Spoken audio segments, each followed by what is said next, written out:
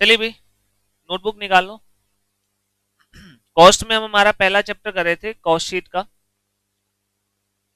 मैंने आपको cost sheet में बताया था, एक स्टेटमेंट है जिसके थ्रू आप टोटल कॉस्ट असरटेन करते हो कि एक प्रोडक्ट को बनाने के लिए आपको कितना खर्चा लग रहा है। कॉस्ट शीट एक पीरियड की होती है, 6 महीना, साल, 3 महीने, वो स्पेसिफिक पीरियड के लिए ही बनाई जाती है। और कॉस्ट शीट का एक स्पेसिफिक फॉर्मेट है, खर्चों को कैटेगराइज किया गया है सो दैट उसे अच्छे से स्टडी किया जा सके। स्टार्टिंग की थी कल हमने, पहला आइटम कौन सा पढ़ा था कॉस्ट शीट में? Direct material consume. वैसे सबसे ज्यादा खर्चा किसी भी प्रोडक्ट को बनाने में रॉ मटेरियल कंज्यूम करने में लगता है। हमारा हाईएस्ट एक्सपेंस जो होता है वो हमेशा रॉ मटेरियल की फॉर्म में लगता है। तो हमने स्टार्टिंग पॉइंट यही किया, रॉ मटेरियल कंज्यूम मतलब एक पर्टिकुलर प्रोडक्ट को बनाने में कितने रुपए का कच्चा माल आपने कंज्यूम कर लिया। Then next part, raw material consume के बाद सेकंड पॉइंट हमने क्या समझा था? Direct labour cost. मतलब आपने कुछ बनाया है तो कोई वर्कर होंगे जो काम में लगे हुए होंगे, उनको दी गई वेजेस, उनको दी गई सैलरी, कोई भी नाम हो, प्रोडक्शन वर्कर को जो भी आप अमाउंट दोगे वो आपका डायरेक्ट वेजेस कहलाएगा और वो भी आपकी कॉस्ट का पार्ट बनता है। ये दो ही आइटम हमने डिस्कस किए थे। अब थर्ड पॉइंट से शुरू करते हैं, तो लिखो note number 3।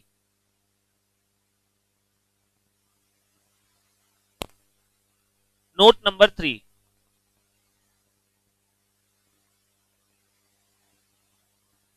Direct expenses.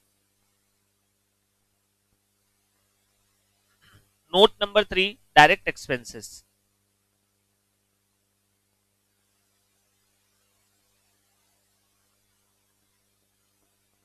It refers to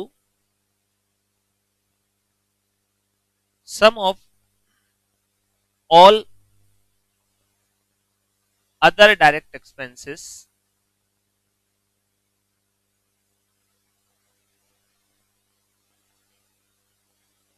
other than material and labor. It refers to sum of all other direct expense. Direct expense word से तो आप वर्ड समझ ही गए। डायरेक्ट का मतलब होता है वो खर्चे जो डायरेक्टली ट्रेसेबल है, जिन्हें आप ढूंढ सकते हो पर यूनिट बेसिस पे, जिन्हें आप अपोर्शन कर सकते हो, एट्रीब्यूट कर सकते हो पर यूनिट बेसिस पे, वो सारे खर्चे डायरेक्ट कहलाते हैं। मटेरियल और labour, material and labour, material और लेबर को छोड़कर जो सारे डायरेक्ट नेचर के खर्चे बच जाते हैं वो यहाँ पे कवर किए जाते हैं। इसकी मैं एक इलस्ट्रेटिव लिस्ट लिखवा रहा हूं, आपको एग्जांपल दे रहा हूं कुछ। मोस्ट ऑफ द टाइम आपको पेपर में या क्वेश्चंस में यही नाम देखने को मिलेंगे, एग्जांपल्स। सबसे कॉमन डायरेक्ट एक्सपेंस जो आपको देखने को मिलेगा वो है रॉयल्टी। रॉयल्टी जो है वो सबसे कॉमन डायरेक्ट एक्सपेंस है, सबसे ज्यादा देखने को मिलता है। जब हम कोई प्रोडक्शन करते हैं तो कई बार प्रोडक्शन का फॉर्मूला पेटेंटेड होता है। पेटेंट समझते हो सारे? कुछ बनाने का कोई तरीका है, फॉर्मूला है, वो कॉपीराइट ले रखा है किसी ने, तो वो कॉपीराइट आपके पास है। तो अगर कोई और बनाना चाहता है तो आप उसको कह सकते हो भाई ये कॉपीराइट मैं तुम्हें दूंगा बट पर यूनिट का तुम्हें इतना पैसा मुझे देना पड़ेगा। That is royalty. रॉयल्टी आपको मिलती है जब आपके पास कोई इंटेंजिबल एसेट होती है, कोई इंटेलेक्चुअल प्रॉपर्टी होती है, कोई नो हाउ होता है, पेटेंट होता है, तो आपको रॉयल्टी मिलती है। और देने वाले के लिए वो एक डायरेक्ट एक्सपेंस माना जाता है। तो रॉयल्टी का खर्चा एक डायरेक्ट एक्सपेंस होता है। इसके अलावा job work charges, job work charges ये क्या होता है? यूजुअली कंपनी क्या करती है, अपनी फैक्ट्री में वर्कर्स को हायर करती है, अपने सुपरविजन में उन्हें रख के प्रोडक्शन करवाती है।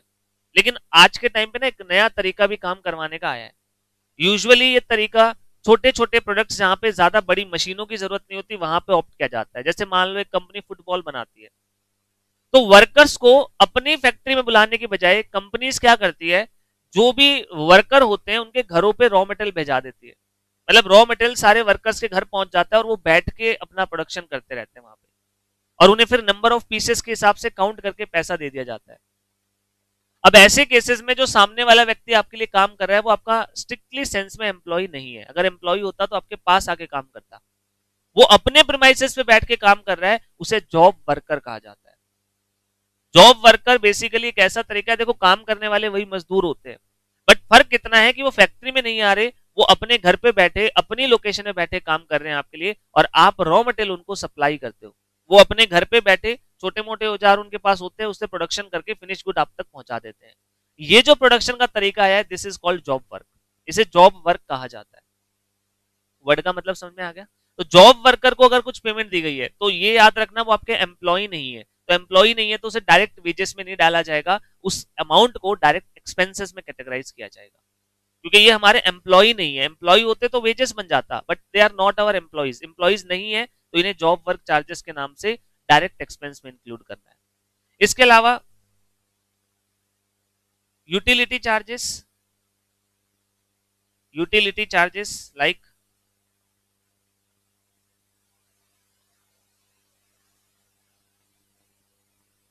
Power and fuel, utility charges like power and fuel. ये एक्सपेंस एक ऐसा एक्सपेंस है जिसके लिए आईसीआई क्या करती है, कॉस्ट शीट का चैप्टर आएगा तो इसे डायरेक्ट एक्सपेंस मान लेगी, और अगर यही एक्सपेंस किसी और चैप्टर में हम पढ़ेंगे ना तो इसे इनडायरेक्ट ट्रीट करती है। बट कॉस्ट शीट के चैप्टर में आईसीआई इसे हमेशा डायरेक्ट एक्सपेंस मान के ही डीलिंग करती है। ठीक है, नेक्स्ट इसके अलावा लिख लो special drawing charges.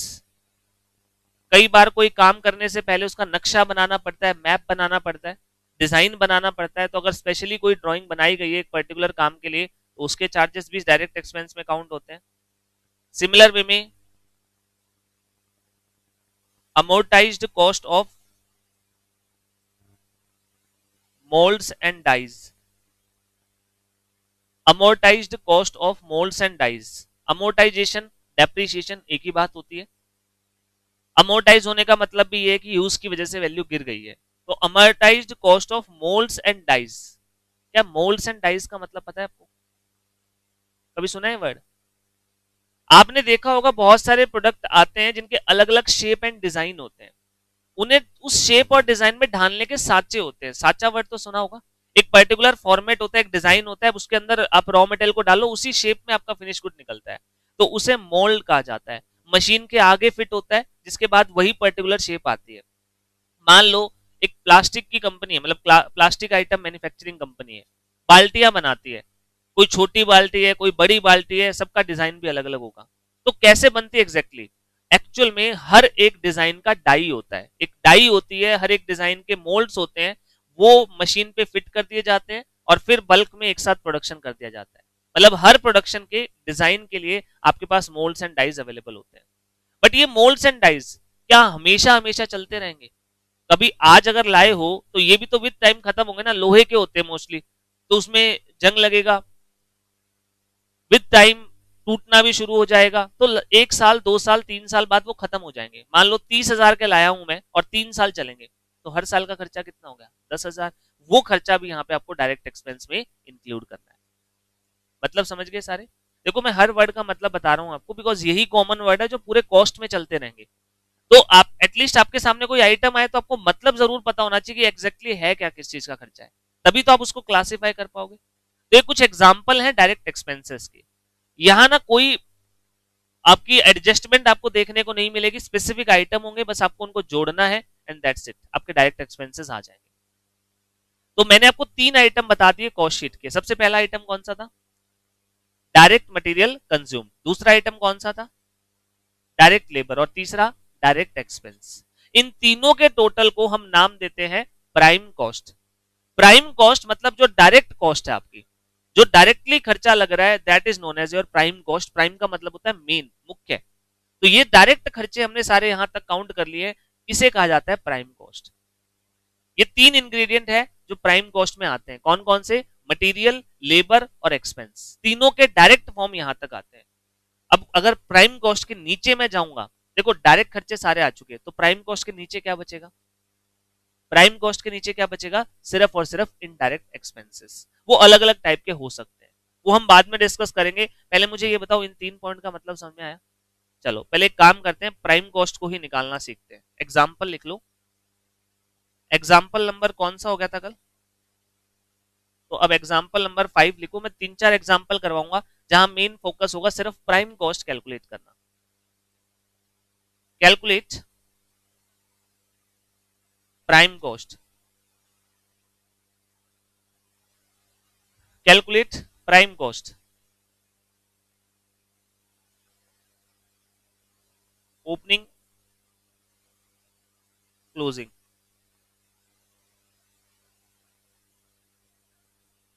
Raw material 1,60,000 और क्लोजिंग है 90,000।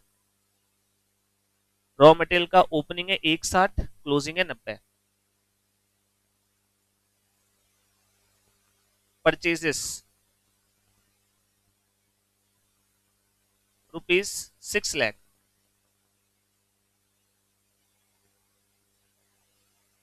Carriage inward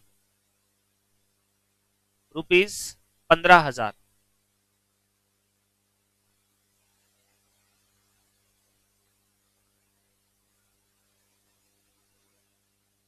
cell of scrap rupees 5,000।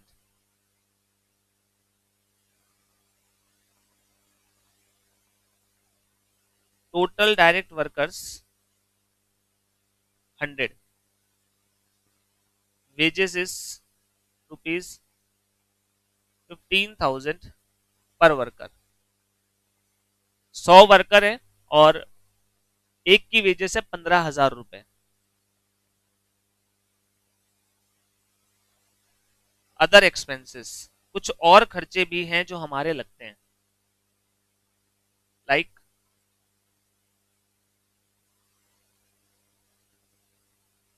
Factory का रेंट। फैक्ट्री का रेंट है 15,000 रुपए। मशीन डेप्रिसिएशन, मशीनों का डेप्रिसिएशन है 1,00,000 रुपए। Royalty paid rupees 25,000। Royalty paid 25,000 रुपए।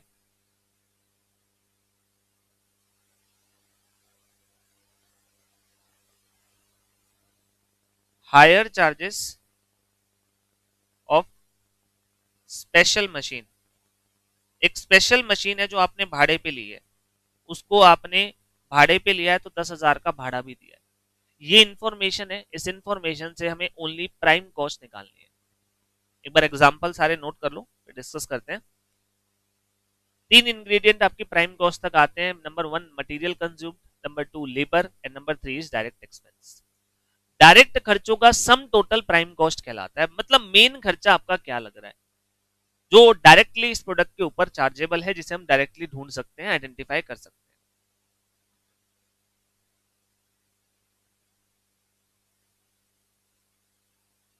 कर लिया नोट सभी ने? चलो सॉल्यूशन स्टार्ट करते हैं। हेडिंग बनाते हैं कैलकुलेशन ऑफ प्राइम कॉस्ट।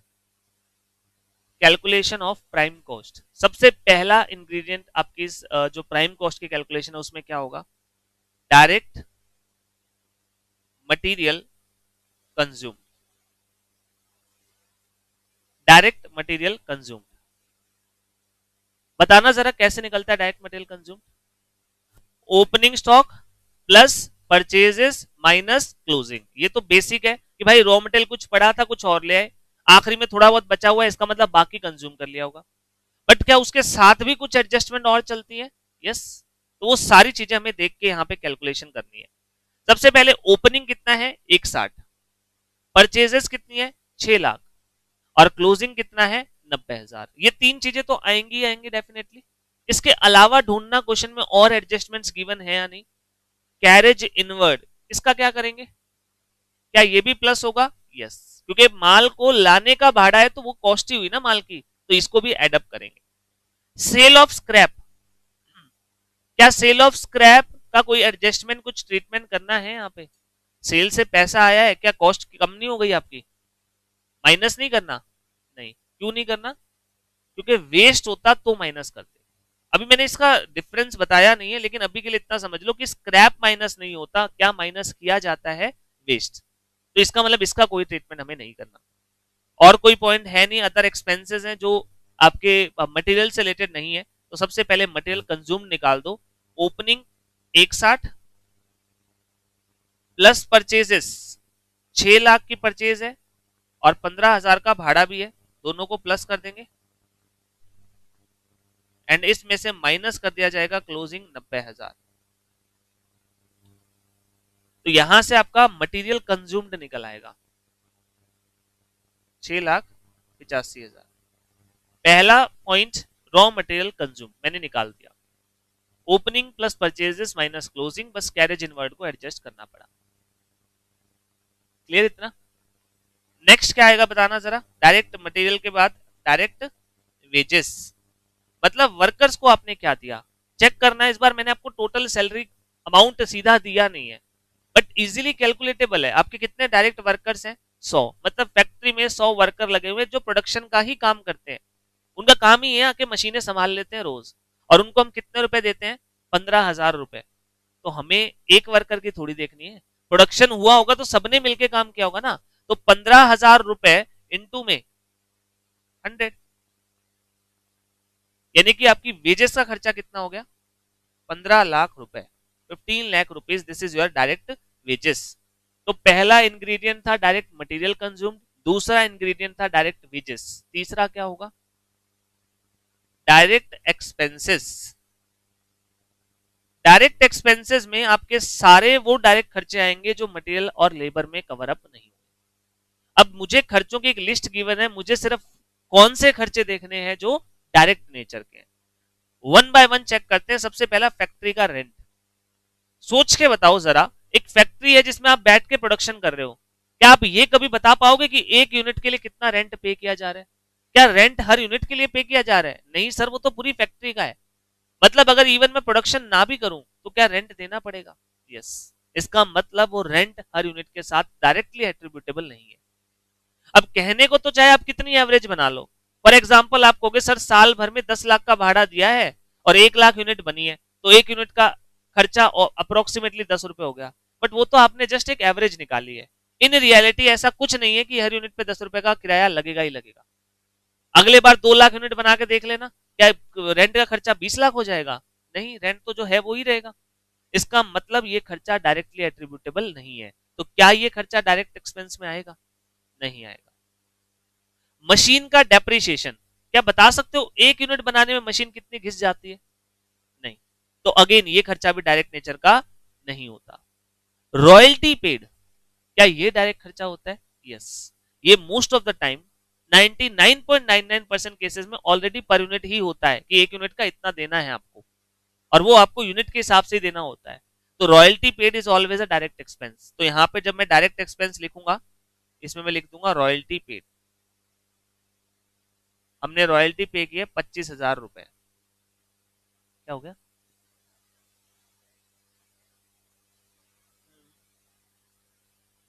देखो वहां पे आप जो लिखते थे, आप किसको लिखते थे? फैक्ट्री एक्सपेंस को, फैक्ट्री का रेंट और डेप्रिसिएशन। पहली बात आपको बता दो, जो तुम ट्रेडिंग बनाते थे, एक्चुअल में ट्रेडिंग के आइटम नहीं है, मैन्युफैक्चरिंग अकाउंट बनाया है, वो मैन्युफैक्चरिंग अकाउंट का आइटम है, ना कि ट्रेडिंग का। क्योंकि अगर ट्रेडिंग कर रहे हो तो एक बात, फैक्ट्री कहां से आ गई?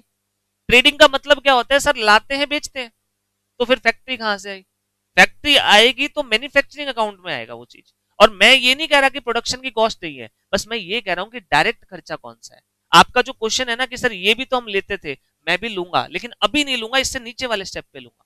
खर्चों को मैं भी इंक्लूड करूंगा, बट कहां इंक्लूड कर रहा हूं वो मायना है। समझ में आई बात? तो royalty paid is a direct expense. Higher charges of special machine, higher charges of special machine, याद रखना, अगर आप प्रोडक्शन करने के लिए कोई भी चीज स्पेशल लाते हो या स्पेशल करते हो, इसे हमेशा डायरेक्ट एक्सपेंस ही माना जाता है। हम ये मान के चलते कि गिनी चुनी यूनिट का ही खर्चा है, स्पेसिफिकली इन्हीं यूनिट का खर्चा है। तो अगर आपको कभी भी स्पेशल वर्ड दिख जाए तो समझ जाना कि ये पर्टिकुलर बैच का, पर्टिकुलर यूनिट्स का ही खर्चा है, इससे डायरेक्ट एक्सपेंस ही ट्रीट करना है। तो ये भी आपका हायर चार्जेस जो है यहाँ पे कवर अप हो जाएगा। Higher charges of special machine. अगर स्पेशल मशीन ना लिखा होता, सर जनरल मशीनें लाई है, हम खरीद के नहीं लाते, हम हमेशा किराए पे लाते हैं, तो फिर वो स्पेशल आइटम में या डायरेक्ट एक्सपेंस में नहीं आता। जनरल टाइप की जो खर्चे होंगे वो आपके यहाँ पे कवर अप नहीं होते। यहाँ हम स्पेशल डायरेक्टली एट्रीब्यूटेबल एक्सपेंसेस को ही देखते हैं। कितना अमाउंट है? 10,000। तो टोटल मिला के ये सारे खर्चे हमारे हुए हैं। अब आप यहां से हमारा पहला जो पॉइंट हम निकालते हैं, पहला पड़ाव प्राइम कॉस्ट, वो निकाल सकते हो। 22,20,000 ये मेरी प्राइम कॉस्ट आ गई। प्राइम कॉस्ट मतलब डायरेक्टली एट्रीब्यूटेबल एक्सपेंसेस, जो मैंने प्रोडक्शन किया है उस पर सीधा सीधा जो खर्चा मैं देख सकता हूँ 22-20 तो लगा ही है। हालांकि सिर्फ 22-20 ही खर्चा नहीं होता माल बनाने के लिए, फैक्ट्री के और खर्चे भी होते हैं, बट अभी सिर्फ मैं डायरेक्ट एक्सपेंसेस की बात कर रहा हूँ। क्या ये एग्जाम्पल समझ में आया? यस और नो? चलो अब एक एग्जाम्पल आप सारे सॉल्व करो। Example number 6, calculate prime cost.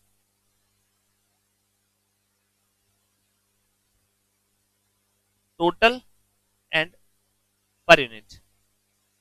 आपको टोटल भी निकालना है पहले और फिर पर यूनिट भी निकाल देना है। तो सबसे पहले आपके पास opening, closing, raw material. Opening है 5 लाख रुपए, क्लोजिंग है 4,20,000 रुपए। Purchases excluding, purchases excluding GST ₹12.5 lakh, GST 18% है। परचेजेस 12.5 लाख की गई है जिसमें जीएसटी शामिल नहीं है, एक्सक्लूडिंग है। Next, carriage outwards ₹20,000, sale of waste ₹10,000,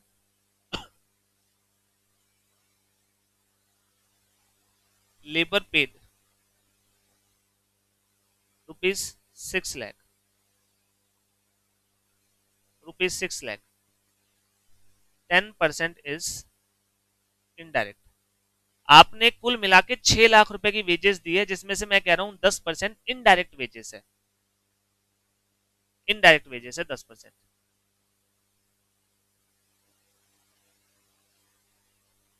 factory का डेप्रिसिएशन 50,000 रुपए।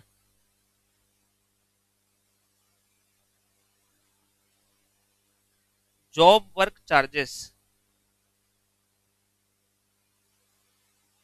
70,000 रुपए।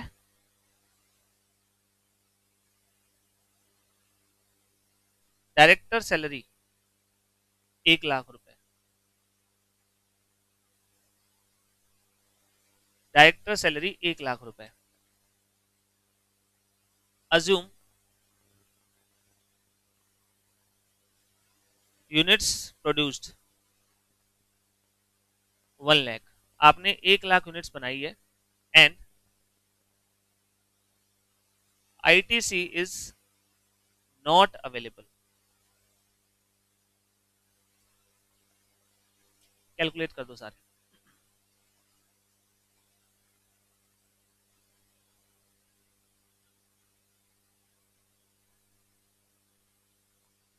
आईटीसी अवेलेबल नहीं है, यूनिट प्रोड्यूस्ड 1 लाख है। यूनिट प्रोड्यूस्ड क्यों दिया आप समझ गए होगे, मैंने आपसे पर यूनिट कॉस्ट भी मांगी है।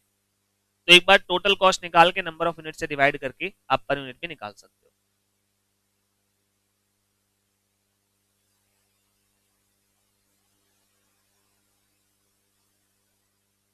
रॉ मटेरियल का ओपनिंग स्टॉक 5 लाख, क्लोजिंग 420 है। परचेजेस एक्सक्लूडिंग जीएसटी 12.5 लाख है, जीएसटी की रेट 18% है। Carriage inward 20,000, sale of waste 10,000, labour paid 6 lakh, 10% is indirect. Factory depreciation 50,000 का है, जॉब वर्क के चार्जेस 70,000 के हैं, डायरेक्टर की सैलरी 1 लाख। जल्दी से सॉल्व कर दीजिए, आपको निकालनी है प्राइम कॉस्ट।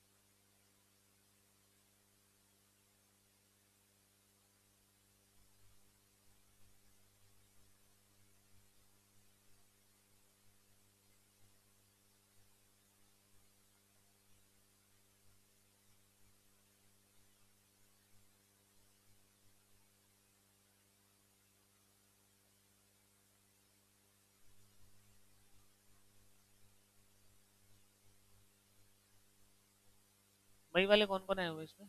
एक, दो, तीन, चार।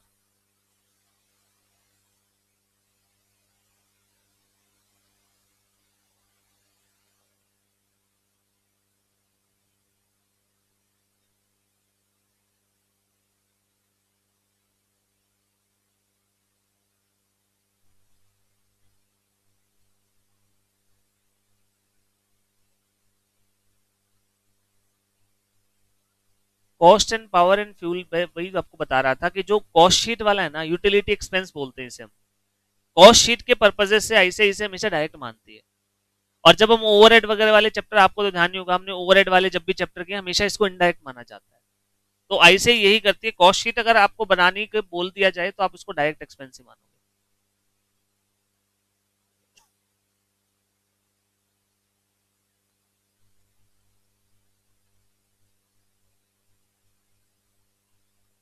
किस किसने कर दिया? चलो, जो कर रहे हैं एक बार कंटिन्यू करते रहो, तब तक आंसर डिस्कस करते हैं। सबसे पहले यहां पे हम जब स्टार्ट करेंगे तो पहला पॉइंट हमारा आएगा मटेरियल कंज्यूम। आपने इस प्रोडक्ट को बनाने में कितने रुपए का रॉ मटेरियल कंज्यूम कर लिया। तरीका बहुत ही सिंपल है, opening stock plus purchases minus closing. लेकिन क्या कुछ एक्स्ट्रा एडजस्टमेंट्स यहां पे करनी पड़ेंगी? यस। सबसे पहली बात, जीएसटी। 12.5 लाख में क्या जीएसटी ऑलरेडी शामिल है या नहीं है? नहीं है, एक्सक्लूडिंग है। और कितना जीएसटी लगना है? 18%। अच्छा, ऐड होगा या नहीं होगा? होगा। क्यों होगा? बिकॉज क्वेश्चन ने कहा है आईटीसी नहीं मिलेगा। इसका मतलब सर भर दिया और भूल जाओ, कुछ वापस नहीं देने वाली सरकार आपको। इसका मतलब ये आपकी कॉस्ट बन चुका है। आपको 12.5 लाख के ऊपर 18% एडअप करना पड़ेगा। तो परचेज प्राइस 12.5 लाख नहीं, 12.5 लाख प्लस 18% होगा। Next is carriage outward. क्या कैरेज आउटवर्ड भी एडअप होगा?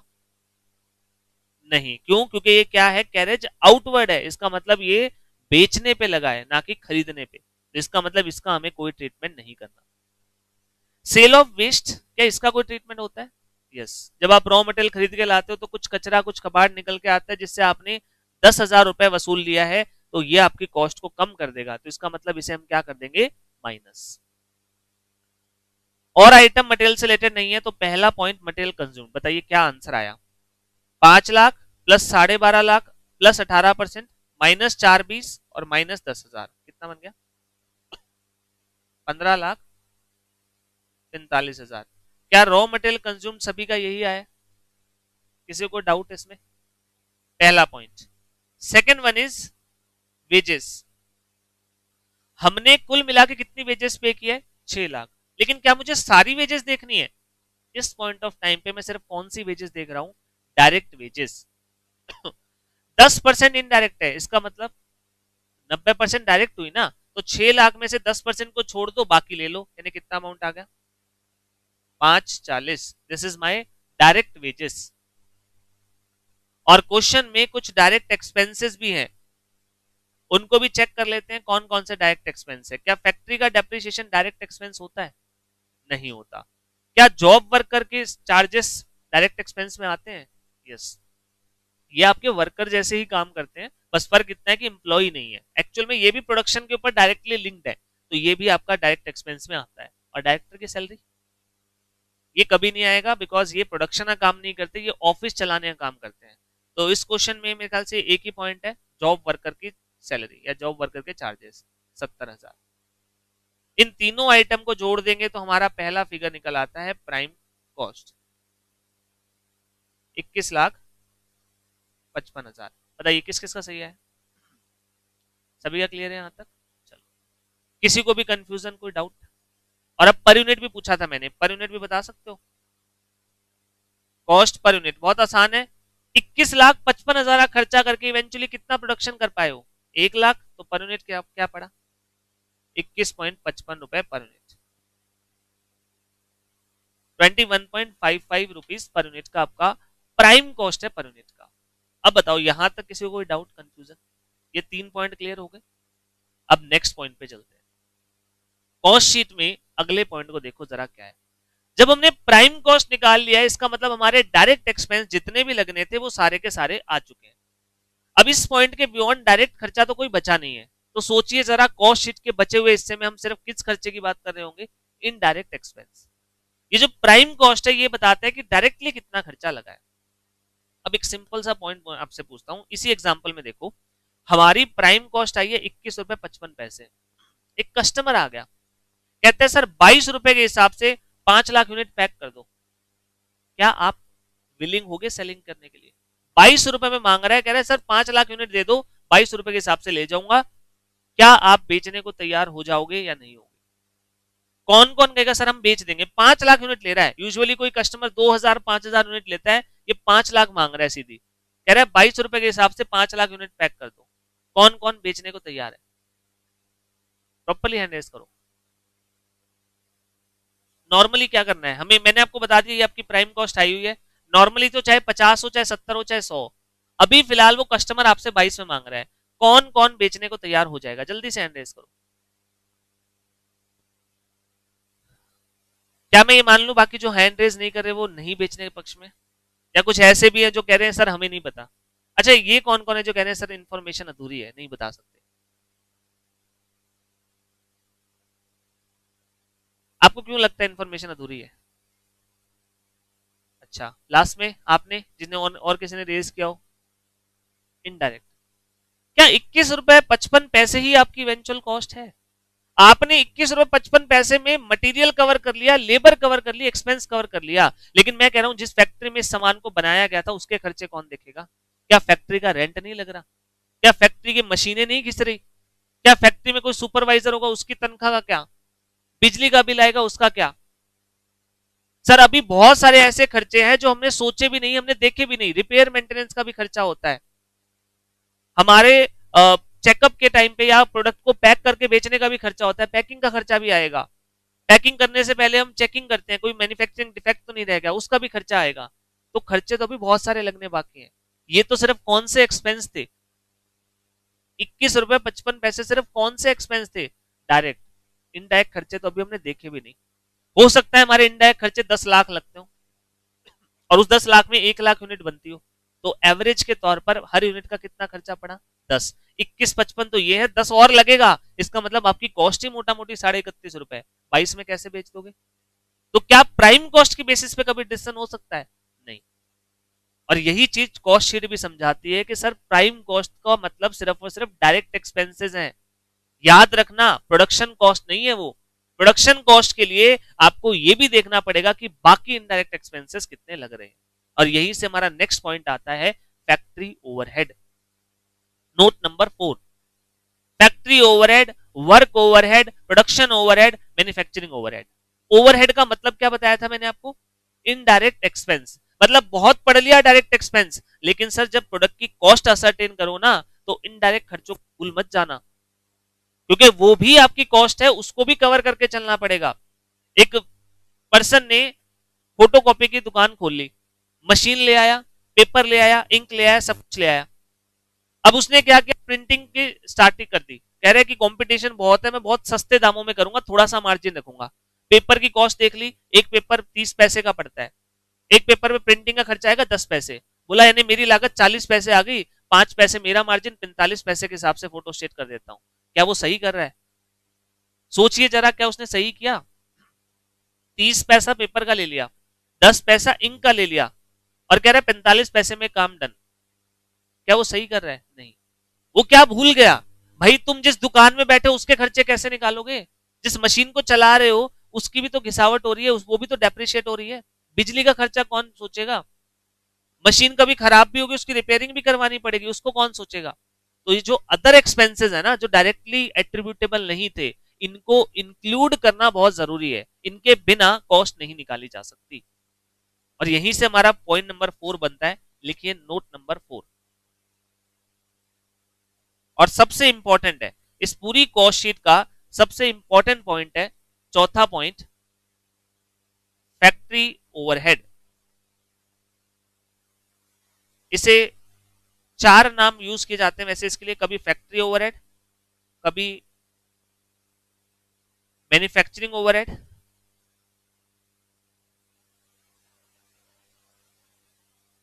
कभी प्रोडक्शन ओवरहेड, तो कभी वर्क ओवरहेड।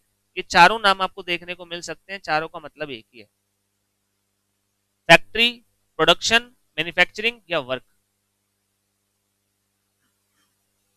चारों का मतलब एक ही है।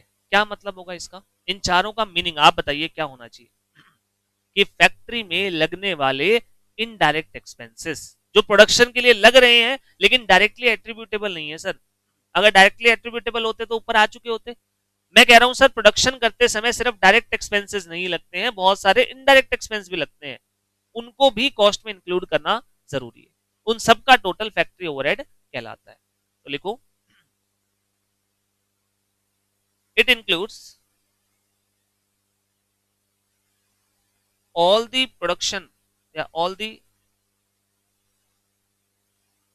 indirect production expenses.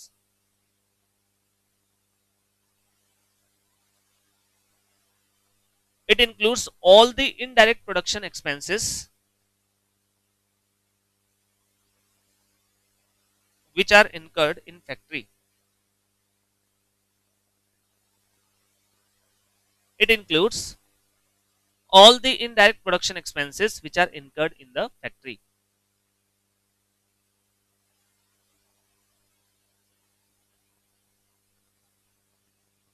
In many industries,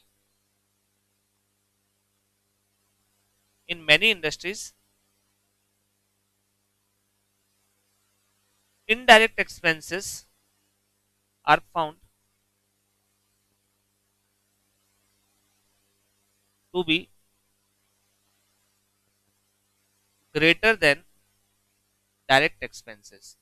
बहुत सारी ऐसी इंडस्ट्री भी हो सकती है जहां पे डायरेक्ट एक्सपेंसेस तो थोड़े से हैं लेकिन ऊपर के खर्चे इनडायरेक्ट एक्सपेंसेस बहुत ज्यादा लग जाते हैं।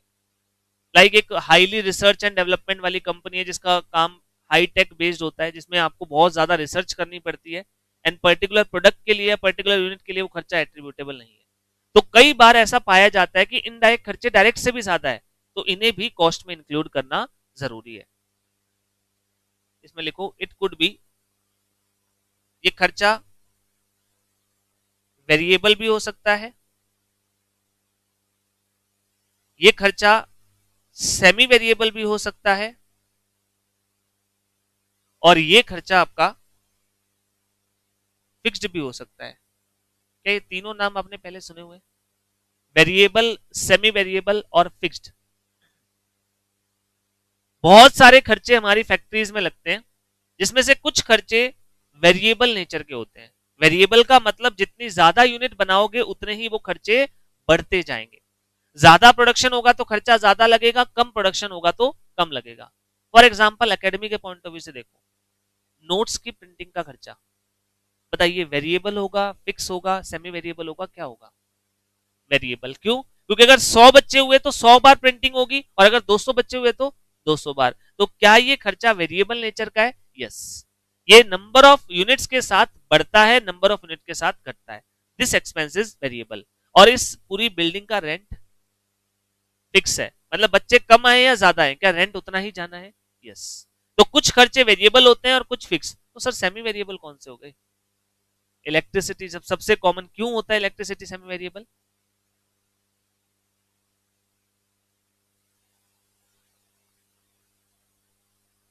बेसिकली जब आप इलेक्ट्रिसिटी के खर्चे को देखते हो ना तो क्या होता है कि मीटर चार्जेस वगैरह होते हैं, चाहे आप कंजम्पशन करो या ना करो वो मिनिमम बिल आएगा, जिसमें मीटर का रेंट आ गया, इक्विपमेंट चार्जेस वगैरह आ गए, वो लेते ही हैं। 300 400 500 रुपए का बिल आएगा ही आएगा, डिपेंडिंग अपॉन आपने कितने लोड का ले रखा है। एक बार 2 साल पुरानी बात है, मैं किसी कंपनी की ऑडिट कर रहा था, कंपनी तो क्या थी, पार्टनरशिप फर्म थी, ऑडिट कर रहा था मैंने उनका एक्सपेंस देखा, इलेक्ट्रिसिटी बिल का खर्चा देखा 17,345 पहले महीने का, दूसरे महीने का 17,345, तीसरे महीने का 17,345, चौथे महीने का भी 12 के 12 महीने का खर्चा 17,345। उस कंपनी की टर्नओवर थी 190 करोड़, फैक्ट्री थी बेसिकली। मैं अचंभे में पड़ गया, मैंने कहा ऐसे कैसे हो सकता है, आपकी 190 करोड़ की टर्नओवर है, आप प्रोडक्शन करते हो और आपका बिल हर बार 17,345, मतलब घरों में भी ऐसा नहीं होता कि हर बिल आपका सेम आ रहा हो एकदम पॉइंट टू पॉइंट, ऐसा कैसे हो सकता है? तब उन्होंने बताया एक्चुअल में ना हमने सोलर प्लांट लगा रखा है, हम एक्चुअल में इस इलेक्ट्रिसिटी का यूज ही नहीं कर रहे, कनेक्शन लेके छोड़ रखा है, लेकिन हमारी जितनी रिक्वायरमेंट है हमारे सोलर प्लांट से पूरी हो जाती है। तो फिर ये 17,345 क्यों लग रहा है? ये फिक्स्ड वाला पार्ट है, मीटर के चार्जेस जो आपने कनेक्शन ले रखा है उसके नाम का ये लगेगा ही लगेगा। आप यूज करो या ना करो ये लगेगा। अच्छा वो यूज करने लग जाए तो फिर 17,345 तो आएगा, उसके ऊपर और आने लग जाएगा, तो ये खर्चा कैसा हो गया? Semi variable. समझ में आई बात? तो फैक्ट्री के इनडायरेक्ट एक्सपेंस में आपको सारे टाइप के खर्चे देखने को मिल जाएंगे, कुछ वेरिएबल होंगे तो कुछ फिक्स्ड होंगे तो कुछ सेमी वेरिएबल। क्या इन तीनों का मीनिंग क्लियर है? चलो एग्जाम्पल लिख लो कुछ। Example of factory overhead. कौन कौन से खर्चे हैं जो फैक्ट्री ओवरहेड में यूजुअली शामिल किए जाते हैं? Factory rent and depreciation. अगर आपने फैक्ट्री की बिल्डिंग किराए पे ली है तो उसका रेंट, और अगर फैक्ट्री की बिल्डिंग खुद की है तो डेप्रिसिएशन लगेगा। Machine rent and depreciation.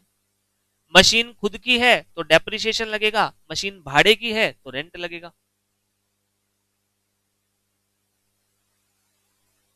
Repair maintenance charges.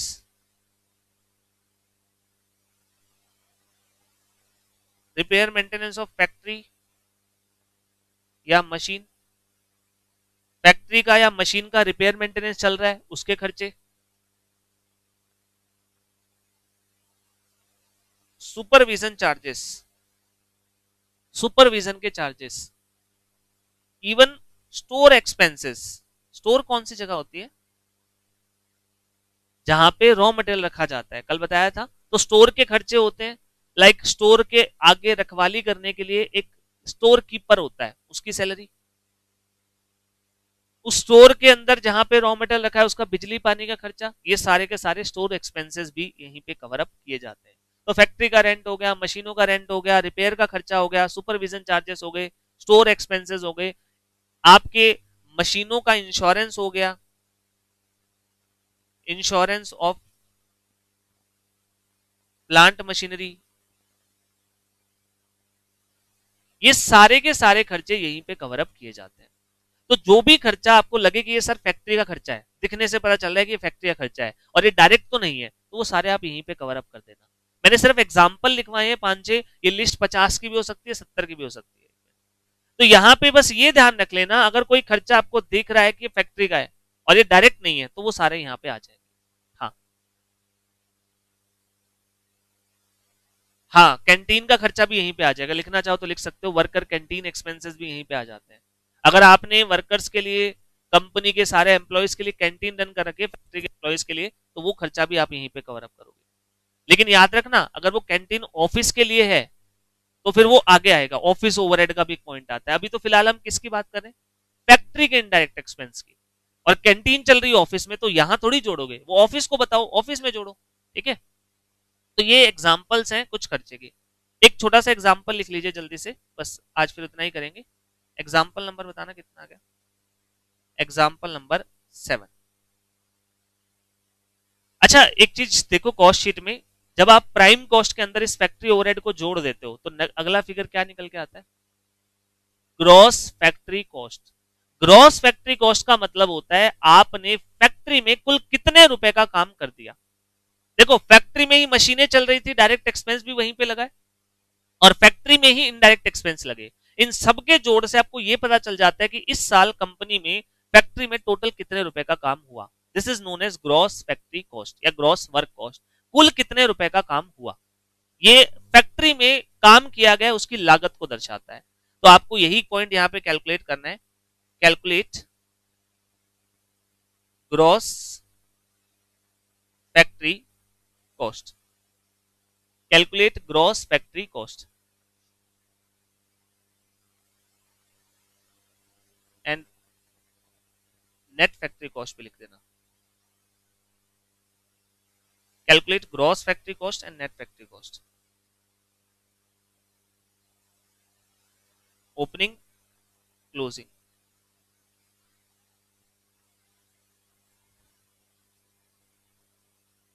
Raw material opening है 50,000, क्लोजिंग है 75,000। Work in progress, WIP। WIP समझते हो सारे? हम प्रोडक्शन कर रहे थे, पूरा माल नहीं बन पाया, हमने आधे में काम रोक दिया during the end of period, फिर कल आके सुबह पूरा करेंगे, तो वो होता है वर्क इन प्रोग्रेस। मतलब सामान बना रहे थे, पूरा बन नहीं पाया। तो वर्क इन प्रोग्रेस आपका ओपनिंग में 1 लाख था, क्लोजिंग में 90,000 रह गया।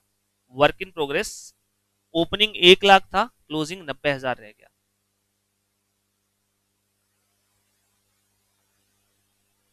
Purchases 5,50,000।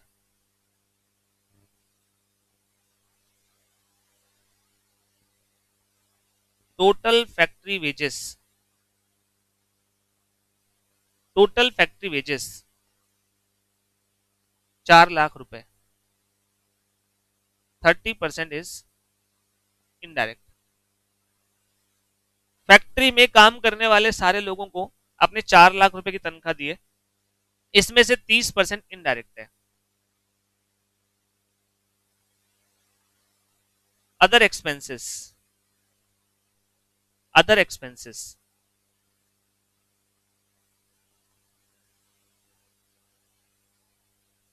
Royalty paid 35,000, royalty paid 35,000। Depreciation, depreciation आपका जो लगा है प्लांट मशीनरी पे 15,000,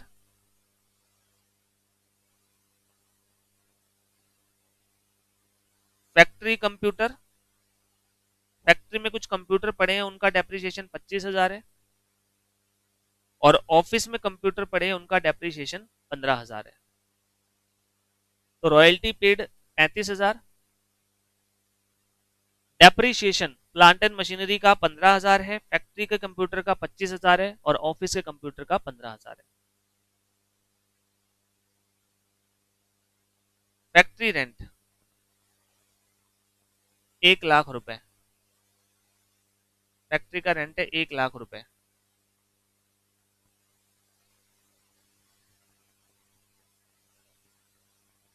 एडवर्टीजमेंट एक्सपेंस